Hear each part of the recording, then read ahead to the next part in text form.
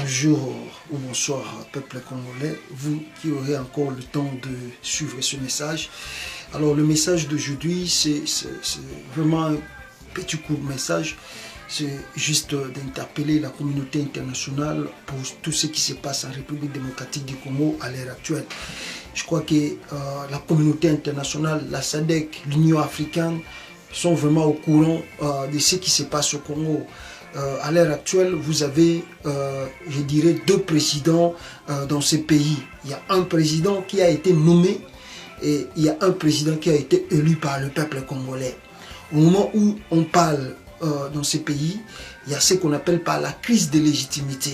C'est-à-dire que l'homme qui a été nommé par Joseph Kabila dirige le Congo par défi et dirige le Congo selon ce que Kabila lui a proposé. Alors, mais le président, lui, continue de revendiquer sa victoire et je crois que, n'est-ce pas, le samedi, vous avez vu vous-même comment est-ce que la population dans la capitale a répondu massivement dans l'appel, n'est-ce pas, du meeting de cette opposition pour dire qu'ils ne peuvent pas accepter que leur victoire soit volée. Alors voilà pourquoi nous interpellons aujourd'hui l'ONU. Nous interpellons les Nations Unies, nous interpellons les États-Unis, le Canada, la France, la Grande-Bretagne, nous interpellons la Belgique, nous interpellons l'Union africaine, l'Allemagne, nous interpellons, n'est-ce pas, le pays de la SADC et de sous-région, n'est-ce pas, de Grands Lacs, d'intervenir plus vite que possible au Congo. Parce que ce que vous faites aujourd'hui, tout le monde est un peu silencieux, c'est comme si le problème du Congo a été résolu. Nous vous disons que le problème n'a pas été résolu parce que Kabila a joué ce manœuvre pour contourner, n'est-ce pas, toutes ces sanctions qu'il attendait après le pouvoir. Alors, mais ce qu'il a fait, c'est que vous ne voyez pas qu'il y a une crise de légitimité, mais avant-hier, le samedi, vous avez vu vous-même, par vous-même, comment la population a répondu massivement. Et cette population-là est en colère parce qu'il veut que sa victoire lui revienne. Et si vous ne faites pas attention, si vous êtes silencieux, si vous êtes calme, vous dites que non, il n'y aura rien, ce monsieur-là va travailler comme il va travailler, comme c'est un problème des Africains, et comme c'est un problème congolais, comme il y a profit des intérêts, laissons-le faire des choses comme ils veulent le faire. Je crois que dans les jours à venir, vous allez chercher comment intervenir maintenant. Parce que la Monique qui est sur place sur le terrain, et la dame là qui est en combine avec Joseph Kabila sait très bien que dans les jours à venir, il peut avoir le feu dans ce pays Congo. Il peut avoir le feu. Et on ne sait pas comment le feu là va commencer et comment cela va se terminer. Alors n'attendez pas que le feu commence à brûler pour chercher à venir intervenir et éteindre le feu. Le moment d'intervenir est là. Le moment d'intervenir c'est aujourd'hui.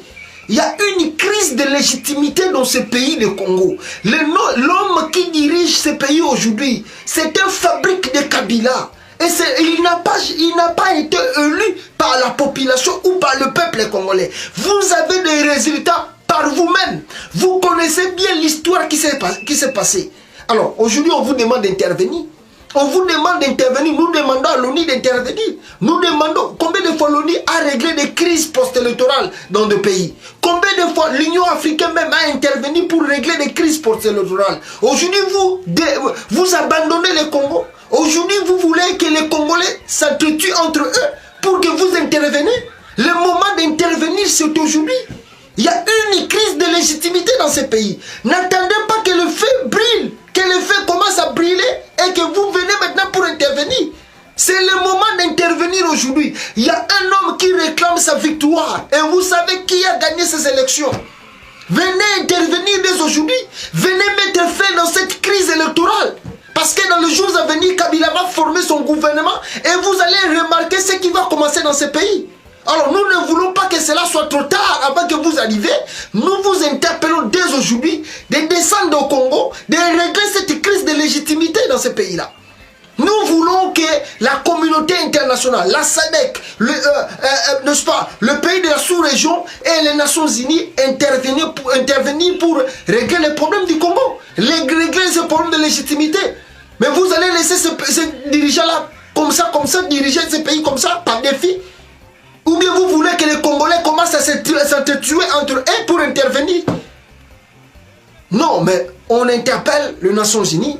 Nous interpellons beaucoup de pays qui sont amis de la RDC d'intervenir pour, n'est-ce pas, régler ce problème de légitimité. Il y a un homme qui continue et qui crie toujours sa victoire a été volée.